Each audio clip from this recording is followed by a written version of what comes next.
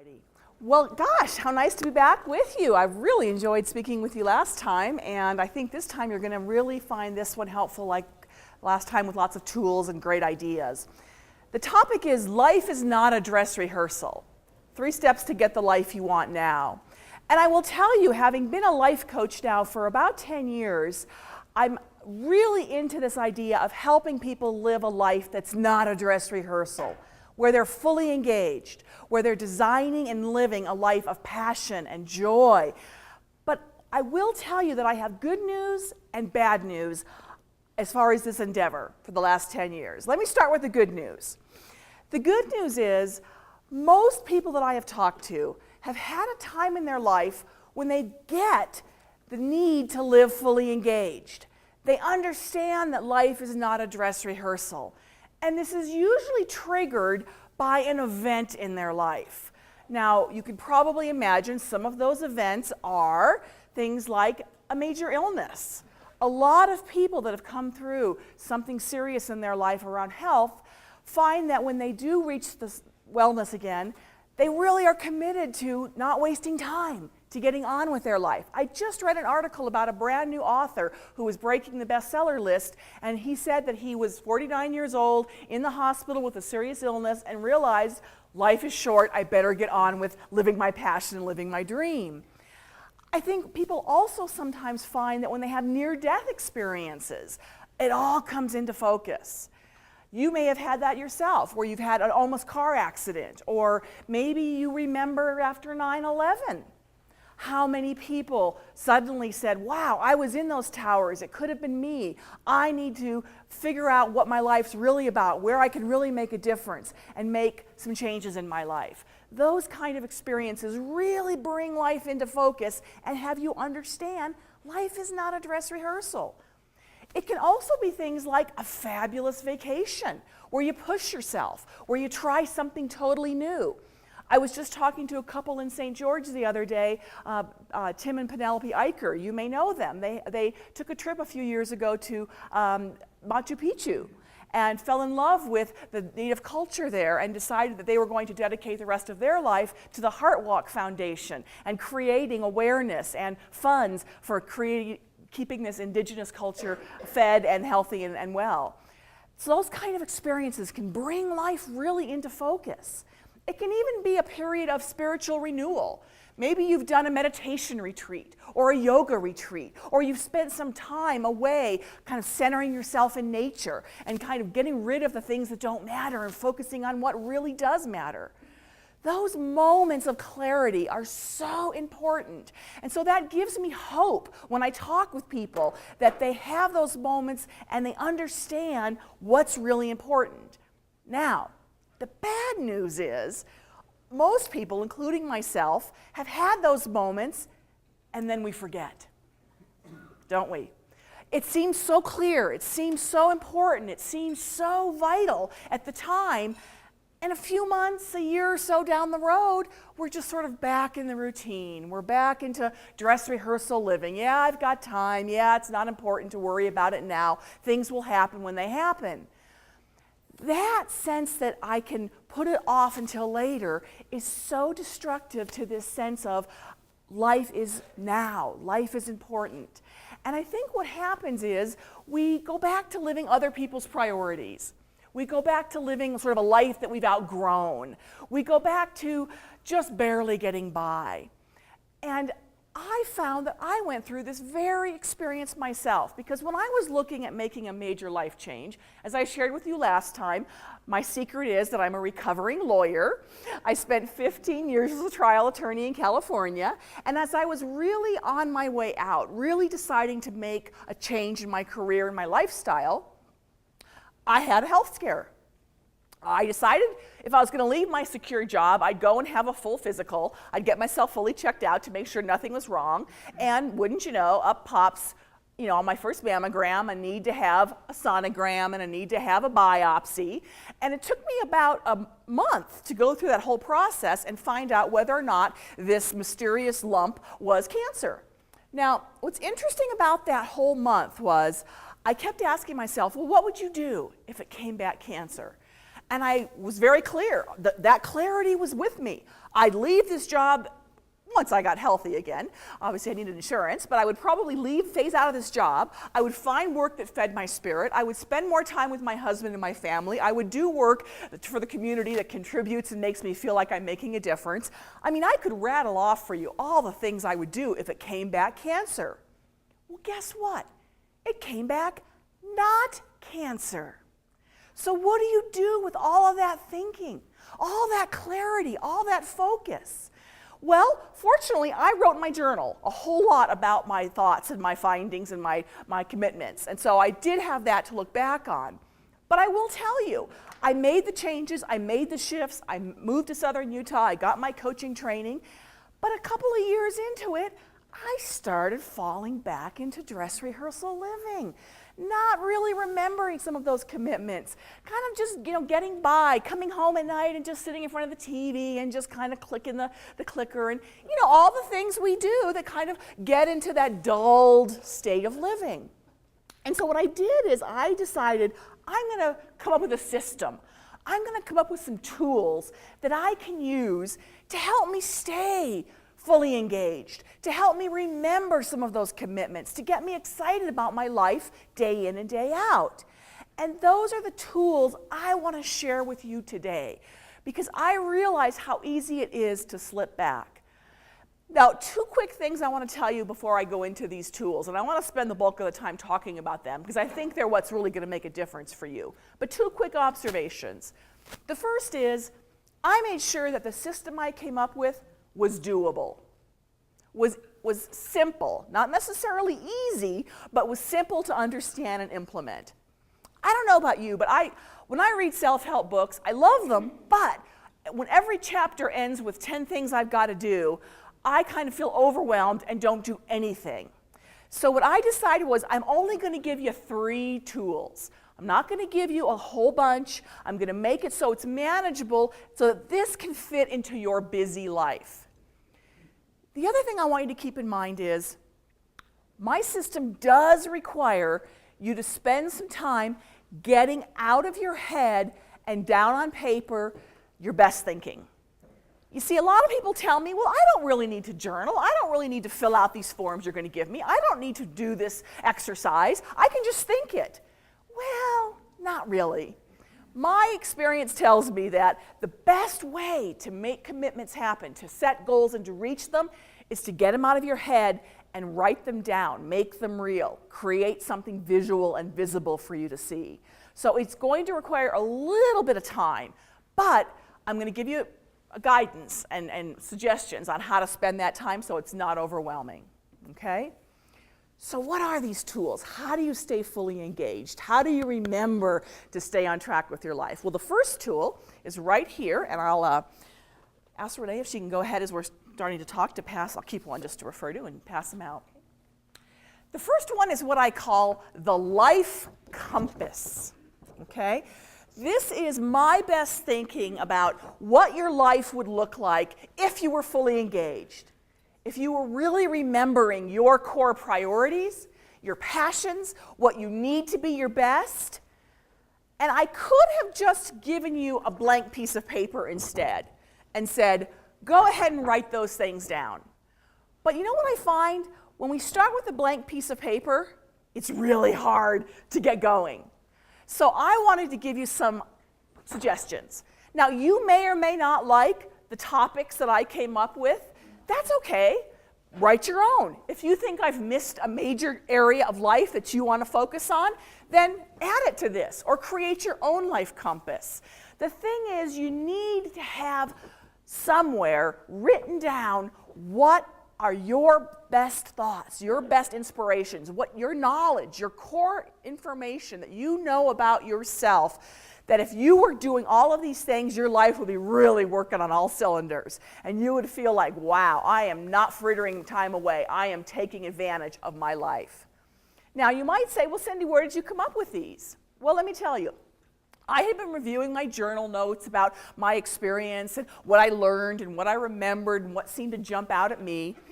And I was taking a break from that and spending some time with some friends, and we were having some margaritas, and whenever I have margaritas, I like to give my favorite Spanish toast, which is salud, amor, dinero y tiempo para gozarlos todos. Health, love, money, and time to enjoy them all. And as so often happens when you're not really thinking about something, but you're just kind of letting it simmer, you get an aha, an insight. As I gave that toast, I went, that's pretty smart. That's pretty good. Maybe those are the 4 areas I should put together as my life compass. So that's the reliable source from whence this comes. If you, again, want to add some additional ones or change it, feel free. But for me, this works really, really well. Now, what I would like you to do is sometime over the next week, 2 weeks, 3 weeks, take an hour, sit out in a quiet spot, and put some thoughts together in these categories. What you might want to do, I brought plenty of these with me, is if you want to grab 2 of them, make one your draft and one your real copy, that's fine. I also have these available as a PDF download on my website, cindyclemens.com. So if you didn't take 2 or you want to share them with somebody, feel free to jump on there and download one. I want these to be in everybody's hands and using them. And so really what you want to think about when you're doing this is, what do I know about me? I've lived long enough to know what I need to be my best and what motivates me, what inspires me, what makes me feel excited about life, engaged. And let's go through these 4 topics just to give you a little bit of idea of what I'm looking for, what I'm thinking of would be the most helpful. The first is, and I put health on the top kind of as north, true north, because you know if you don't have your health, the other things are so much more challenging in life to reach for. So this program is about health and wellness, so I couldn't be speaking to a more tuned in group. I love it. But you need to know what you need in the areas of food, I call it nourishment, because I think that's a better way to think about food, movement, moving your body, and rest. You need to know what you need in those 3 areas. They are the basic building blocks of a good life. And time again, when I have clients do this and they report to me that they're kind of getting away from it or they're feeling bogged down or they're feeling low energy or drained, we go right back to the health section. And I ask them, what are you doing for yourself in these 3 areas? And to a person, we find out that they're not spending the right focus and attention on nourishment, movement, and rest. So, you know, like for example, in nourishment, one thing I know about myself, sugar is not my friend. I really love sugar, but I have to really watch how much sugar I'm putting into my body. I also know that I need breakfast with protein. It has changed my life to discover the power of 12 to 15 grams of protein in the morning. I am amazed. I was never a breakfast eater really growing up, and when I met my husband, who is, he sort of converted me over time, and as I started to find out about the health benefits of it, I got even more hip to it. But to discover how critical for me, for my blood sugar, for regulating my energy. So one of the things I have on my life compass is 12 to 15 grams of protein every morning. Simple, right? I also like to eat seasonally. I find I get bored if I eat the same thing over and over again. So I've got things I like to change it up with during the seasons. Now, winter's a little challenging because you don't have tons of fresh fruit and veggies, but you know what I've discovered? Citrus is abundant in the winter. We're getting all the good stuff from Florida and California and Mexico. So oranges, grapefruits, limes, lemons. I'm always marinating stuff and I'm having juices and enjoying those kinds of fruits.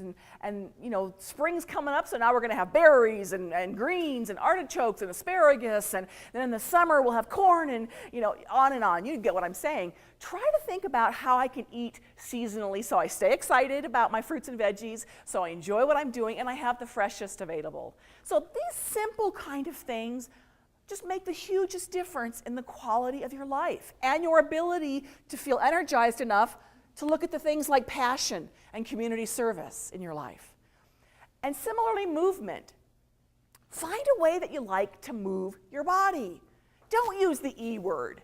Exercise has kind of gotten a bad rap. You know, we think of it as, I have to exercise. I have to go and do that thing. No, Your body was meant to move. You can move with joy. You can dance. You can walk. You can, skip rope. You can do a number of things that you enjoy doing. Think about moving your body, moving those joints. The other thing I find about movement, just like with food, do it seasonally, okay? Don't say you have to do the same thing over and over again. Yeah, right now with the streets being kind of icy and cold weather, you might have to be indoors and using the treadmills and in the gym a little bit more. But come spring, and here you can do it spring, summer, and fall, you can get out and hike and walk and move. And then in the summer, water, pool time.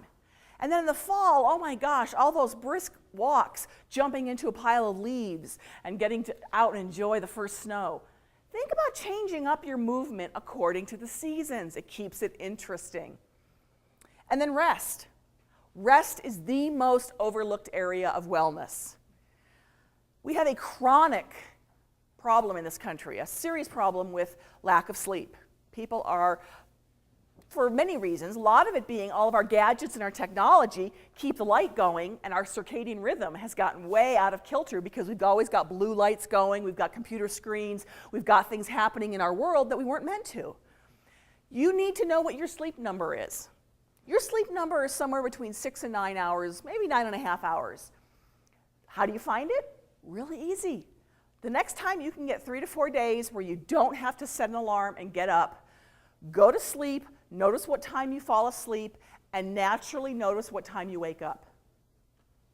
You need to be getting that amount of sleep most days. And a lot of times that means getting to bed earlier. And it's so important. And rest is not just about evening sleep, it's also about breaks during the day. There's a great book out there called The Power of Full Engagement. It was out 3 or 4 years ago. Lair and Schwartz are the authors. They were high-level trainers working with high-level athletes, and they decided to switch their emphasis and work with corporate leaders to try to help them figure out their best wellness approach to be the most high-energy focus they could be.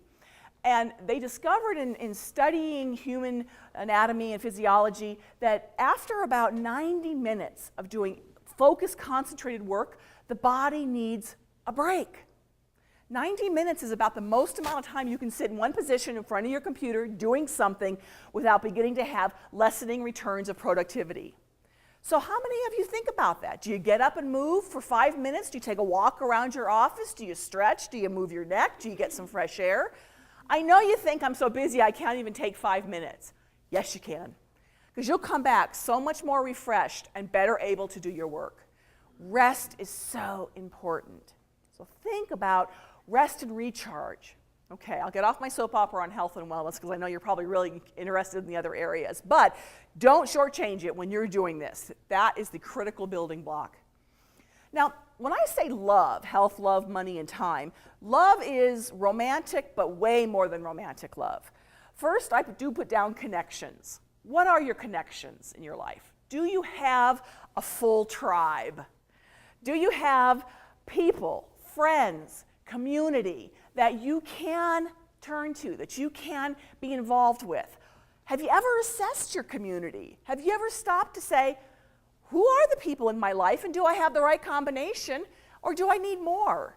I find so many people are reluctant to do this because they think, well, once I'm out of school and once I'm just sort of in my life, friends come and go, but I can't really do anything to like make my friendships richer and bigger. Yeah, you can. We need to be always looking at what is our community, what is our tribe, and how can we enhance it? When I moved from California to St. George, I did not know anybody but my husband. And yet I knew I needed a community because my community, especially of professional women friends, had been really important to me in California. And so I, fortunately, was reading a great book at the time written by Cheryl Richardson, who was an amazing life coach. It was her first book called Take Time for Your Life. And she talked about how to create a community, a tribe. And she said, you have to be proactive. You have to actually write down the characteristics of the people you want in your life, and you have to go figure out where they are and put yourself among them and connect with them. So I took that to heart. I said, well, where in St. George can I find professional women? Well, of course, you know, whenever you ask a question like that and you listen for the answer, it tends to come. Wouldn't you know, I open up the newspaper the very next day, and there is an advertising for a meeting of the Business and Professional Women's Group of St. George. So I go to this meeting, there's 90 interesting women there, and I had to push myself to make some connections, not just sit and be a wallflower, but actually talk to people and do follow-up, let's get together for breakfast or lunch. But within about 6 months, I had the beginnings of a nice community because I decided I wanted it, I profiled my candidates, I found out where they were, and I went and connected with them. So if you don't have the quality friendships you want, the kinds of people that support and nurture you, don't think that that has to be that way forever. Be proactive, get your tribe. Now I'm going to talk a little bit later about what do you do about tribe members who you don't want in your tribe. Okay, energy vampires, but we'll save that for the section of the talk where I talk about sort of how to shore up your energy. But it's important to think of both fuelers as well as drainers. And the same thing, by the way, goes for romantic love. Obviously, I coach people who are looking for a new relationship in their life. And I have them go through the same process. And boy, they fight me and they resist it because it sounds so clinical and cold, right? Love is supposed to just happen. You don't search it out. Well, anymore with the internet, you really do search it out. But think about profiling what you want, where they might be, and put yourself in contact with potential candidates. Easy formula, requires you to push a little bit. All right, what about passion? This being Valentine's Day week, we're probably all thinking a lot about passion. When I use the word passion, though, I like to use it in the sense of the thing that excites you, the thing that stimulates you, the thing that makes you want to get up in the morning, the thing you crave to get back to doing, the thing that fills your soul. We all need to have passion in our life. We need to know what the activities and the things are that we do that bring us passion. And this is probably the number one thing that I work with coaching clients on. They come to me and they say, life is flat. Life just doesn't have that zip and zest anymore, that sense of excitement. What do I need to do? And I say, you need to go on a passion quest. You need to reclaim your passion. How do you do that, you might wonder? Well, again, you've got to be a little bit observant and jot down some ideas. Now, the first thing you do is maybe you don't even use the word passion. I think the problem is people have gotten that word in their brain and they think that unless it's so big and so overwhelming that they wake up in the morning thinking, oh, I must paint or I can't breathe today, that it doesn't qualify as passion. Well, you know what? It can be small, medium, or large. So maybe a word like joy, spark, interest, energy. Maybe those are better words to start with than passion because it doesn't seem quite so big. But what you want to do is you want to start noticing when you have a sense of joy, spark, interest, connection. What are you doing? Who are you talking to? Start to realize that the tidbits are showing up in your life. You're just not noticing them. Put your antenna up. Start to really keep an eye on what's showing up in your life around passion. A great way to do this is look at the books you have in your home, the movies you've seen over the last 6 months, the conversations that you've really enjoyed with people. If I gave all of you a big, thick Sunday newspaper, I bet every one of you would have a section you would go to first. It might be the travel, it might be the food, it might be the business, it might be sports, but I bet everybody would go for a certain section. Ha, ding, ding, ding, that's a clue where you have interest and energy. The other thing I would suggest if you really want to take this passion quest seriously, again, if you'd like to get a tool around this, at my website I have a whole downloadable tool called the Passion Quest, and I give you about 25 questions you can ask yourself as part of a journaling exercise to find out what your passions are. But questions like, what do I do when time just seems to fly? You've all, I hope, had that experience where you look down and you go, oh my gosh, I've been doing this for 3 hours, I can't believe it. Or you're sitting during your workday dreaming about what you'd love to get back to. Or these are things that you do all by yourself. You don't need somebody else to go with you. Now, if somebody wants to, great, but you don't need somebody else to do it. You'll seek it out and do it yourself. An interesting question to ask, and people kind of are unsure about this at first, but it does yield good results. Think back to what you did between the ages of, say, 7 and 12. Kind of the pure years, before teenage years and hormones and boys and girls and complications and dating and all of that. Think back to maybe what you did more naturally as a kid. What things, did you gravitate toward? Maybe ask your parents or your siblings. Look back at old slides or pictures. Those were the things that your soul, your spirit, your gut instinct told you were things you wanted to do more of. Kind of getting back to that sense of life. And remember that these are all individual. Your passions are not going to be my passions. I have a nephew who his biggest passion is going to NASCAR events. He goes to NASCAR all over the country. I cannot think of something I would less likely want to do than spend my time and money going and sitting in a stadium with loud, noisy cars around and around. But he just thinks it's the greatest thing in the world. And when he tells me about it, he's excited, he lights up, and I just love watching his passion. So know that not everyone's going to share the same ones, but you have them. And you need to know what they are, and you need to spend time doing them. Now, a special subcategory of passions that I absolutely love to talk to people about is this idea of gifts. I put it on there as a separate category because I want you to give a little bit of time and attention to this.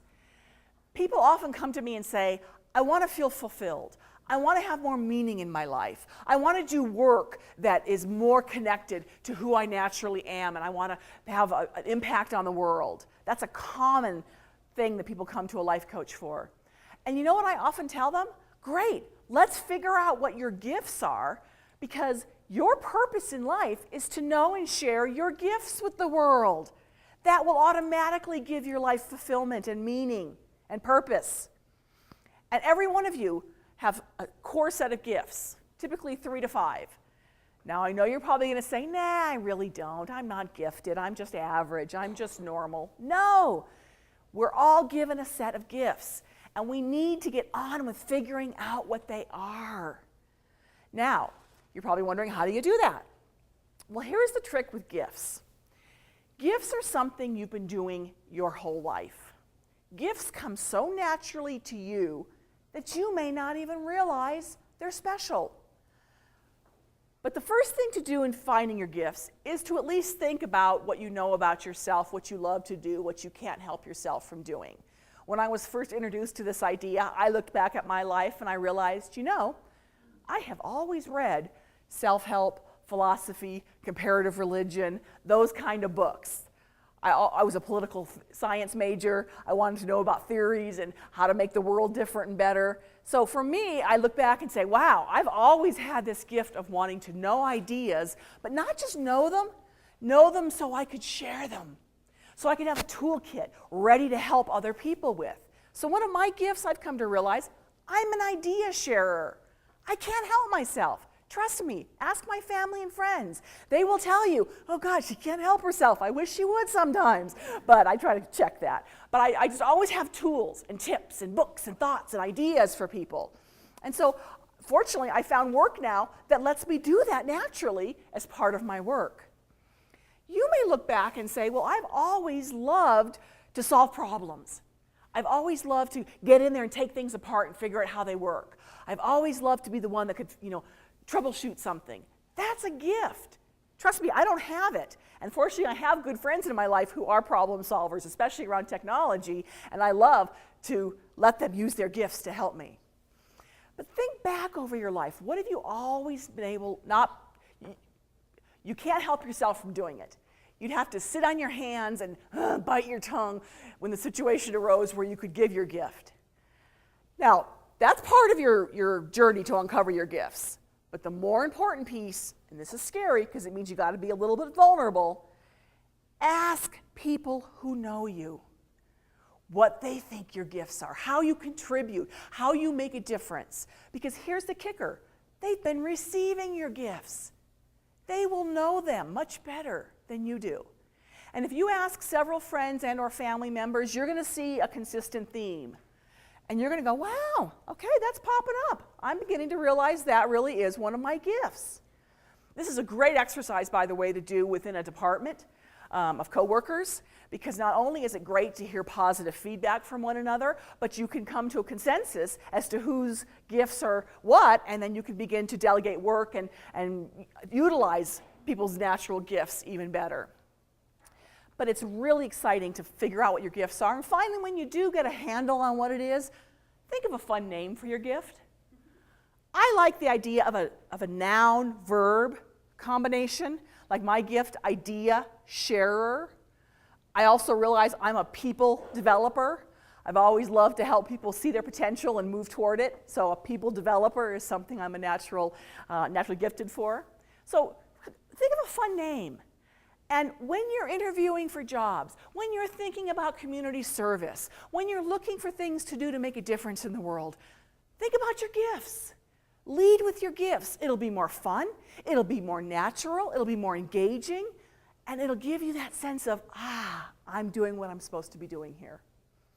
So that's the whole love side of the Life Compass. I'll get through these last two quickly because I want to make sure we have time for everything else. Money, I'm not a financial advisor. You've got some good people coming that will be talking to you about money. What I know about money in terms of your best life is you need to know what you need to feel financially secure. Feeling scarcity and feeling desperation and feeling lack does not a good life make. So you need to figure out what it is you need. And you know what? It's not a set number. I know people that have $1,000 in their savings account, and they think they're secure and rich. I know people that have $1 million, and they don't feel secure. They're worried all the time. It's more of that sense of abundance that comes from believing that you can generate income, you will continue to, or you've taken care of putting enough aside to make you feel secure. And I think the other piece to money in a life well lived is sharing. Sharing money. Sharing time, talent, and treasure. So figuring out where you want to give. And the first thing I do when I'm feeling tight and lack and feeling like I don't have enough, I look for a place to give. Because what I've discovered about money is I'm usually the block. I don't believe God's source spirit is the block. I believe there's plenty that's coming my way, but I've decided to create a sense of scarcity.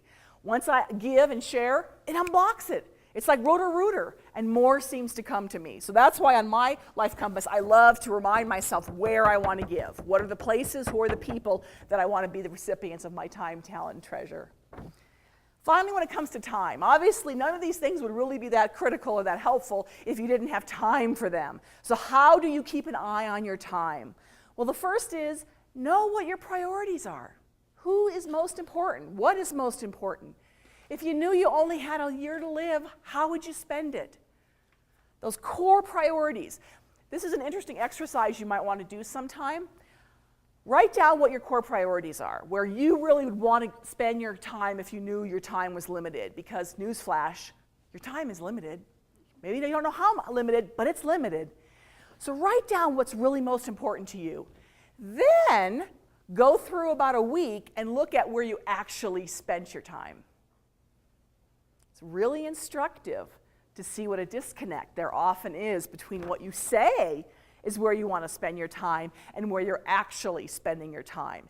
And that's something I love to work with clients on, because they'll tell me, oh, I don't have time to exercise. Oh, I don't have time to eat better. Oh, I don't have time to pursue my passion. So I have them fill out a weekly time log and be honest. And then we look at it and I go, oh, so that 3 hours of mindless computer surfing, that was important, right? Watching swamp people for 2 hours, that was really critical, right? That was really a good way to spend your time. That matches up with your priorities. Oh yeah, worrying and gossiping about, your neighbor. Yeah, that really paid off, didn't it? So you can uncover ways where you're actually wasting time. Finally, rituals and celebrations. We're always looking for ways to enjoy the time we have, to slow down and be in the moment. One of the best ways I know to do that is to develop as many rituals throughout your day that bring you to the moment. And the best one, I think, is to start your day with a nourishing me ritual. Give yourself maybe 5 minutes extra time in the morning where you can not have to race out of bed, but you can stretch and watch the sunrise and have a great cup of coffee, read the paper, do something you love to do. Find a way to embrace the beginning of your day in a slow, relaxed, joyous way. You will be amazed what a difference it will make throughout your whole day. And then similarly, ending your day on a wind down, going to bed kind of a day. Thinking about implementing daily rituals, fun things you like to do can make a huge difference. Okay, so the life compass, you can see where this could be a lot of fun and take some thinking to fill out. And it's not going to come to you maybe all at once. You might want to have 2 or 3 sessions. But the second tool I want to give you, because a lot of people do this and they go, oh my gosh, I have to do all of this all the time. And it just adds anxiety and stress to their life when they get done with it. I don't want that to happen.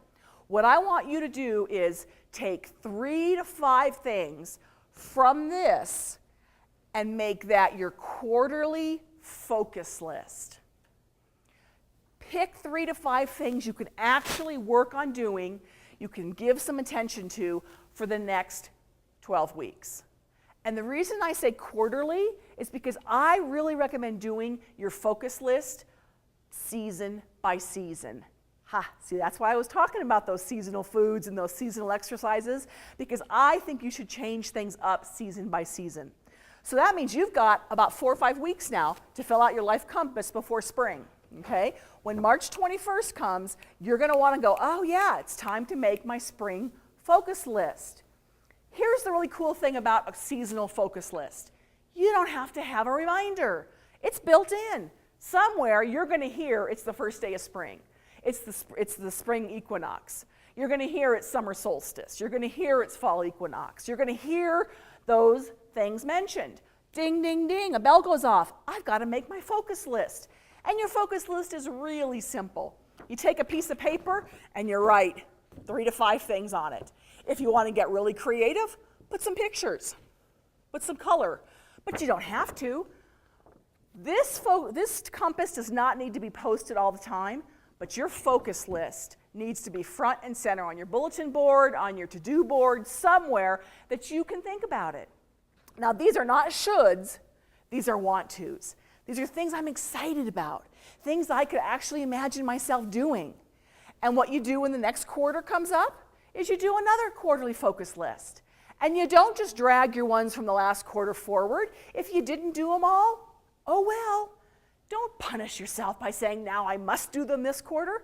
Come up with 5 new ones that you're excited about.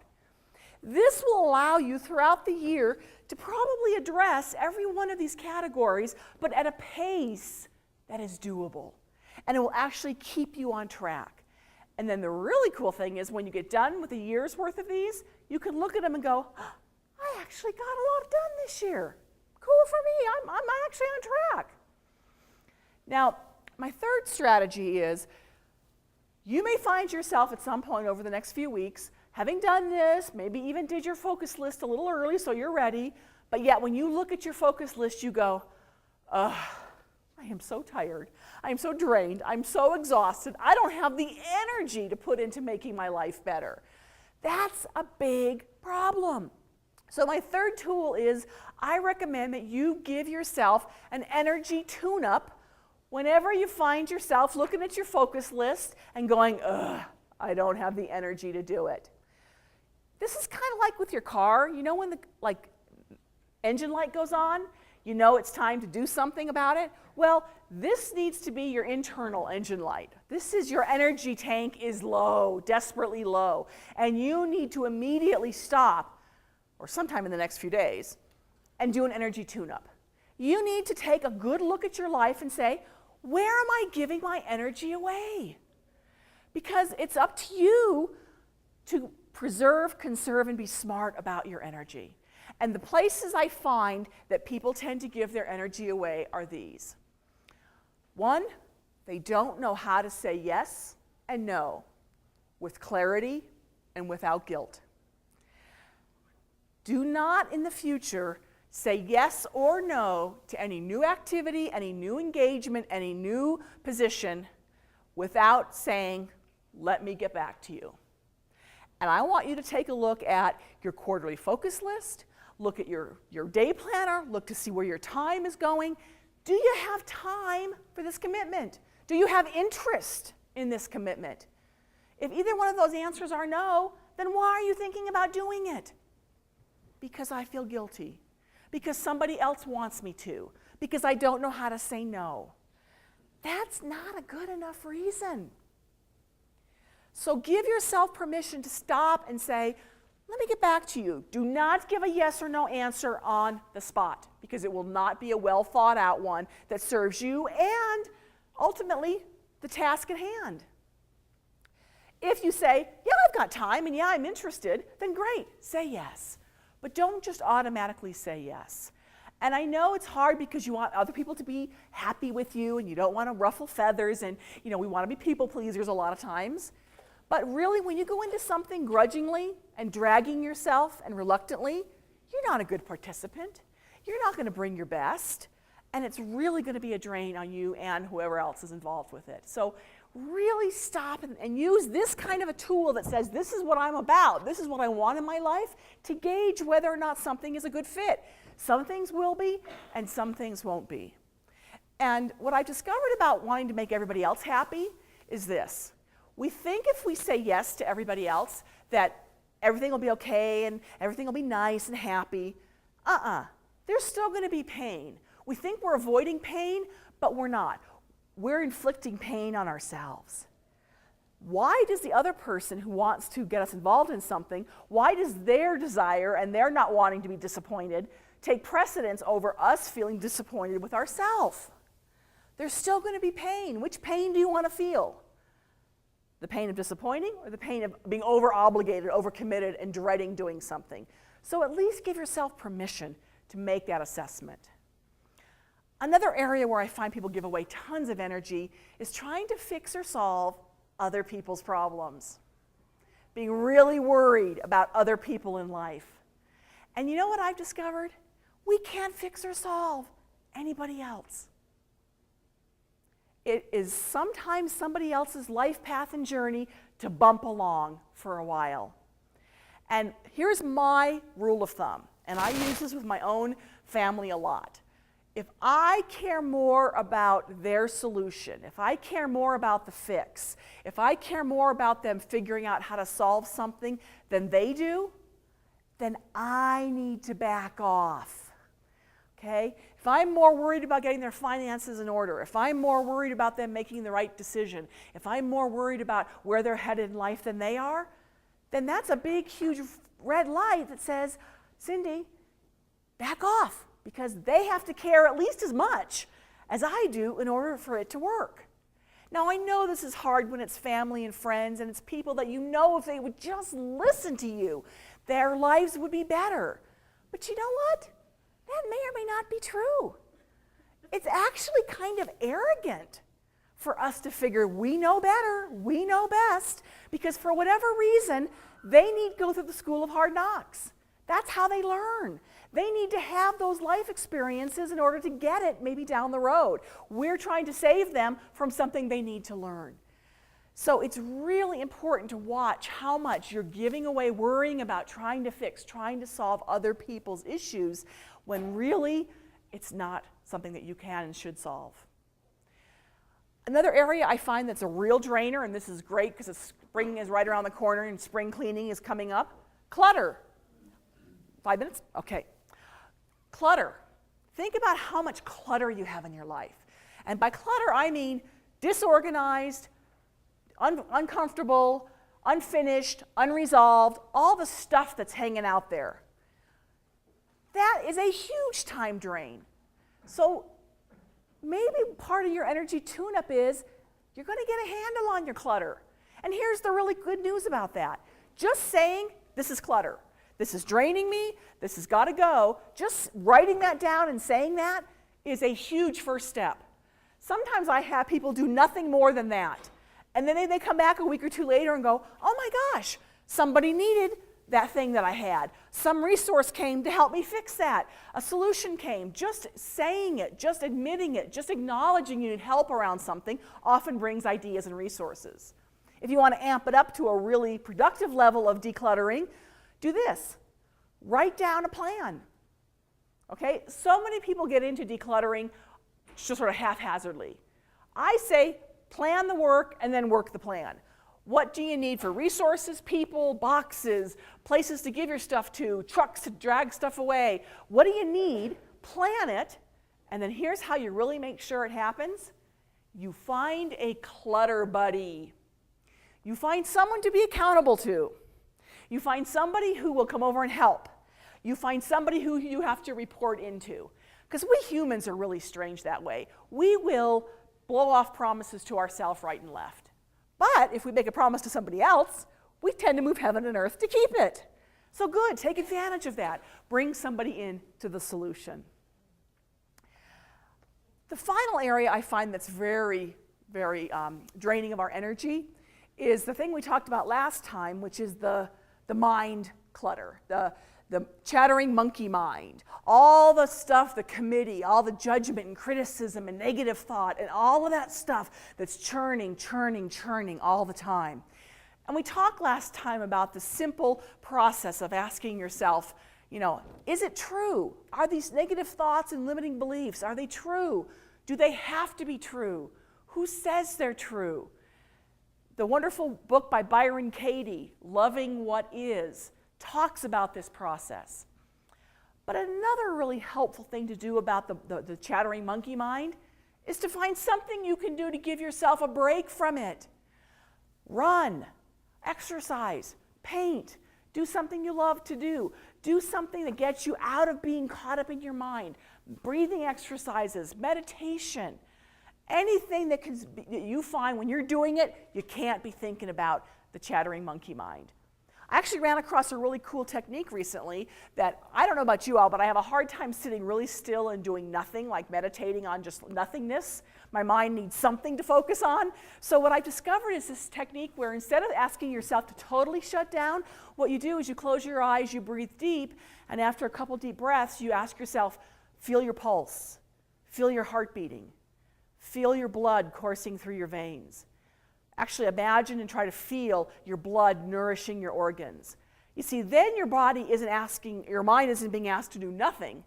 It's being asked to come back to the body, to focus on your senses. And it's amazing how when you're doing that, you can't be doing the chattering monkey mind. You can't be doing this stuff. So I've been kind of slipping into that state, even at traffic lights or when I'm walking or different times. I really try to get to that place of sort of wordlessness, non-monkey mind. And it's really been kind of bringing me the sense of calmness that I've really enjoyed. So finding those kind of techniques can give you a break from the draining monkey mind and re-energize. But figure out how to fill that tank. When you notice that it's going on empty, stop and ask yourself, where am I giving it away?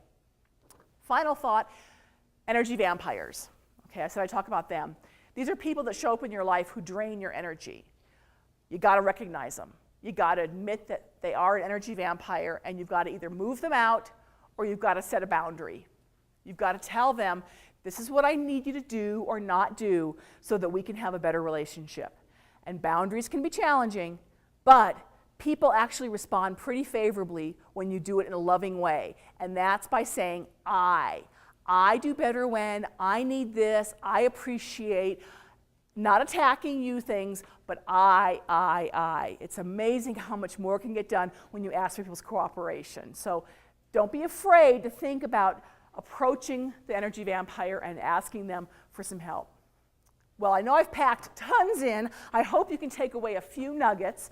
My hope for you is that you will spend some time with your compass, and when spring rolls around, try that spring focus list, see if breaking it into 3 to 5 manageable pieces makes a difference, and when you just feel it all like you're low on energy and you can't do your focus list, stop and plug those energy drains, okay? Thank you so much for letting me share. I hope this has been helpful, and enjoy the rest of your day.